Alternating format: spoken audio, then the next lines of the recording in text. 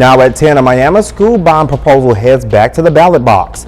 Plus, the future of a proposed solar farm in southeast Kansas remains in limbo as tensions surrounding the project remain high. And the teachers in the Pittsburgh School District get a helping hand thanks to an infusion of grant money. The 4 states' most watched news starts now. Miami Public Schools are asking voters to approve a $15.7 million bond issue. This is KOAM News. I'm Blake Gully. The money would build a new lower elementary school at the current Will Rogers Middle School site, including a playground. The bond also addresses safety concerns at Nichols Elementary and renovates the Miami Innovation Center. In the original issue, we were not going to be able to do the exterior walls at Nichols and replace the exterior doors. Every classroom currently has an exterior door, and that's a safety concern. So with this issue, we're going to be able to change all of the exterior walls to where they do not have that outside access. There's no tax increase, meaning the mill rate would stay unchanged at 29 cents for every $100 assessed. The bond failed in fall 2025 by just 2 votes. It heads before voters again on February 10th. The USD 250 Foundation distributed nearly $25,000 in grant funding to support the district's teachers. Priority is given to grant applications that enhance structured literacy and standard skills for the state assessments. John Bartlow, the president of the USD 250 Foundation, says that the grant lets teachers branch out from budget concerns and try new things in the classroom. To be able to do some extra things to allow teachers to go above and beyond and do some things that are not only outside of their budget, but outside of maybe the typical boxes that they would utilize in their classroom. Awarded teachers received their grants at a reception that took place earlier this week. Bartlow says he would like to thank those in the community whose generosity has continued to fund the foundation. The Joplin Memorial Hall may soon see new life. A plan to save the historic venue will come before the next Joplin City Council meeting. The group Friends of Joplin Memorial Hall has submitted a proposal to acquire and redevelop the building, subject to several conditions. Final votes on the project are supposed to take place at the February 2nd Joplin Council meeting.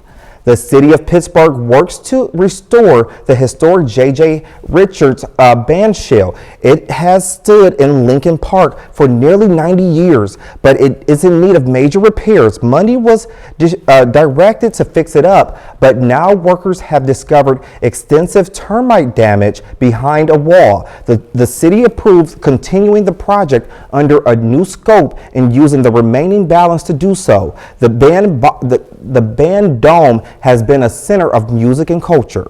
Meteorologist Austin Stans joins us with a first look at weather. Thanks, Blake. Yeah, we got some changes in the forecast as we head into this late evening, into the overnight hours. Here's our cold weather advisory across much of the region right now. That goes into effect at midnight tonight, lasts through 10 a.m. to 11 a.m. on Saturday. So 10 a.m. north of 44, 11 actually till noon there in Arkansas, 11 on the Oklahoma side there. So going to see some cold temperatures tonight. A few scattered light snow showers. I like to call them flurries because they're not accumulating out there, but that's because we have some warm air colliding with just enough moisture just to give us a few of these scattered snow showers that are just blowing around out there tonight. What we're really focused on is the potential for some ice accumulation tonight into tomorrow and a high cold threat as well. A moderate wind threat throughout tonight, but it's a great night to stay inside. Dust off some of those board games tonight. Stay warm in there. We're going to see temperatures down to 10 degrees by 11 overnight tonight, down to 1, could even sneak below 0. Coming up, we're going to talk about all the weather impacts for your weekend. Crews in Frontenac battle the cold while battling a house fire. KOAM's Shannon Backer has more from the scene. We're in Frontenac, North Kings Highway. The road is closed here behind us as they're battling a structure fire. It was about 7 o'clock. The Crawford County Sheriff's Office shared an image saying to avoid North Kings Highway between 20th and 27th Street as fire departments are battling a structure fire. A 2-story wood-framed residence reported first as a chimney fire, but we can see obviously here on the scene that fire spread into the attic space. They're still here now. Watch for updates. KOAM News Now, Joplin News First. I'm Shannon Becker in Frontenac. Authorities report no one was injured in the fire. The Justice Department released a massive trove of records from its investigative files on Jeffrey Epstein. The disclosure are a part of the government's compliance with the Epstein Files Transparency Act. As Erica Brown reports, the law aims at revealing what the government knew about the disgraced financier's sexual abuse of minors and his interactions with rich and powerful people.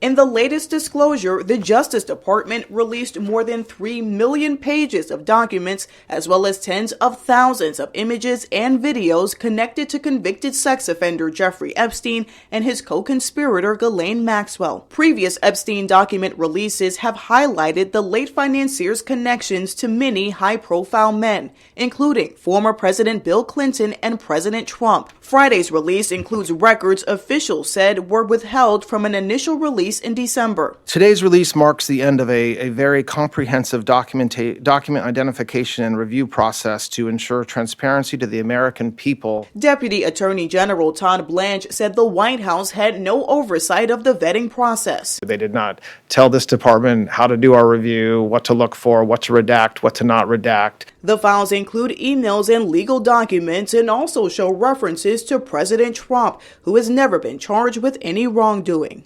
One email from 2012 discusses the possibility of Epstein going to Mar-a-Lago, the president's estate, after Christmas. The Justice Department has said the delayed release of the files was needed to review and redact sensitive information about survivors. But some lawmakers have criticized the delay and said that this latest release was not enough. They say they collected 6 million pages, but they're only releasing 3. What happened to the other 3 million? What's in them? A group of Epstein survivors released a joint statement Friday saying sensitive information about survivors was exposed in the latest release, calling it, quote, a betrayal of the very people this process is supposed to serve. Erica Brown, CBS News, Capitol Hill. The Justice Department says it has to submit a final report to Congress providing the justifications for the redactions before the process is complete. Democratic Representative Ro Khanna and Thomas Massie, a Republican, announced they sent a letter to Deputy Attorney General Todd Blanche asking to review the Epstein files. Both lawmakers sponsored the Epstein Transparency Act, which President Trump signed into law last November.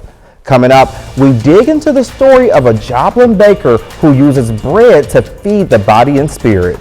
But up first, a life lived on the silver screen. The world says goodbye to beloved actress Catherine O'Hara. Tonight, the world is mourning the loss of a Hollywood legend. Catherine O'Hara has died at the age of 71. Her agent confirmed her death at her home in Los Angeles today after what was described as a brief illness. O'Hara was an actress and comedian known to generations, including myself, from film classics like Home Alone and Beetlejuice. Bradley Blackburn looks back at her life in so many memorable moments. She was an actress who practically jumped off screen. Come on! Catherine O'Hara, who played Kevin's mom in the Home Alone films. Designer Delia Dietz in Beetlejuice. If you don't let me gut out this house and make it my own, I will go insane and I will take you with me! And Moira Rose in the hit series Schitt's Creek. Do you realize the baby is crying? I do, yes. O'Hara was born in Canada. She got her start with the Second City in Toronto and was a founding member of SCTV. Gee, I don't know. It's where she first worked with longtime collaborator Eugene Levy. Long before Schitt's Creek, they helped popularize the mockumentary form in films like Waiting for Guffman and Best in Show. She was very popular back then. She had dozens of boyfriends. Hundreds. Hundreds. Yeah, hundreds.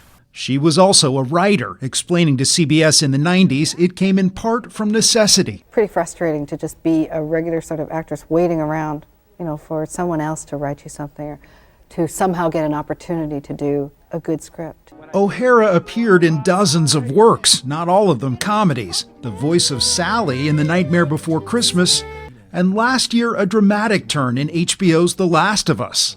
Let's try something different. That earned her an Emmy nomination, and so did another role as a film executive who climbed to the top of Hollywood in the studio. They're influencers. Most of them don't even go inside. They just make their red carpet TikToks and leave. An unconventional, captivating star who's now left us, but will keep making us laugh. My answer is a yes. A clangorous, vociferous yes. Bradley Blackburn, CBS News, New York. O'Hara earned multiple Emmy Awards and other accolades through her long career. She's survived by her husband and 2 sons. In Joplin, a local sourdough artisan is donating sourdough loaves to local blessing boxes. Beth Brainstiller started this idea back in late 2025 when the government shut down. She tried setting a stand-up at a local blessing box where she could pass out bread personally, but noticed folks weren't stopping. I decided if it were me and I were needing bread, I probably would not want to show my face to someone. So I just decided to leave it in the blessing box, and then whoever came to the box could get it and have it for their families.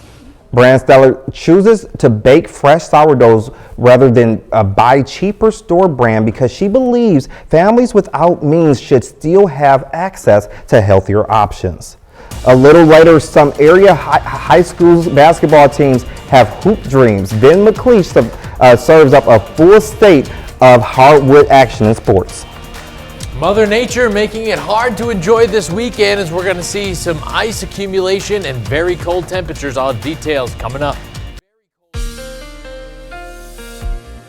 Well, things are getting cold out there, and it all starts in the upper levels of the atmosphere. Take a look at this. This is our upper level flow. What we're looking at here is we're looking for an upper level low to develop here, and that's going to come right out of the north here. You'll see it's kind of situated over Illinois right now, going to continue driving south here, and I just want to talk about the extent of this just for 1 second. Look at how deep this trough digs into the southeast. We could see near freezing temperatures all the way down near Miami this weekend. Now, taking a look here back in the 4 states, notice these shades of pink. This is all Arctic air coming from our flow that's coming directly out of the north, bringing in some very cold temperatures for us this weekend. That is why we have some cold weather advisories in place through Saturday morning into the early afternoon hours. Now, here's the setup, and here's why we actually saw just a couple of snow showers today, or some flurries out there. This was our stationary front from yesterday. Behind there, we have all our cold Arctic air. That's our Arctic high. This was our low pressure that we saw yesterday. That's what helped some of this cloud cover develop. We likely were seeing some wraparound moisture here from this system, bringing in just enough moisture as it collides with this cold, dense, heavy air, okay? Cold air is very heavy and it condenses. So as it gets smaller, it needs less and less moisture to fill its volume to be able to develop precipitation here. So that is why we were seeing just a few scattered, isolated snow showers, now mainly south of 44 this evening. As we start heading into those overnight hours tonight, here's the edge of our front that's going to continue passing off to our south here. That is going to pass, and we're going to see some mostly clear conditions by the time we reach those overnight hours. But what I want to point out is those temperatures getting near single digits out there. What's not going to be helpful with those wind chills is the winds that are passing tonight could still see an isolated gust 20, 25, maybe 30 at times. By the time we make our way towards Saturday morning, though, things are calming down a little bit for us tonight.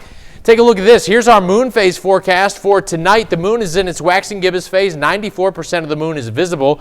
Temperature overnight tonight down to 1 degree. Could even sneak below 0.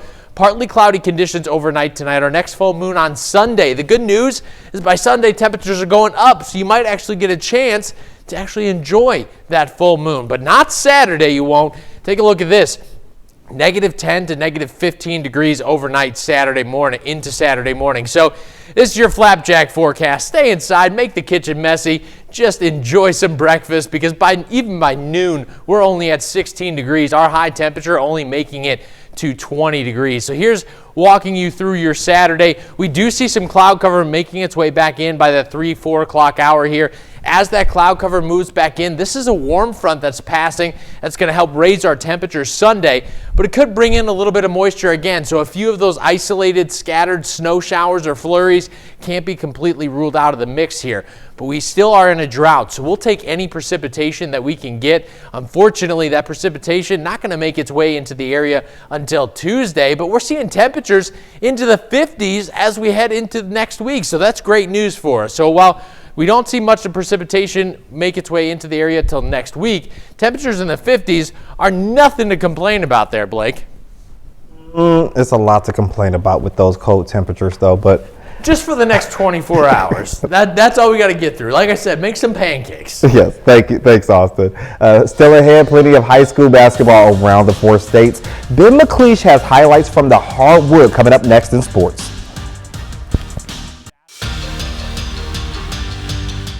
Basketball season continues to dominate the calendar in the 4 states, with tonight being no different as local teams fill the gym tonight.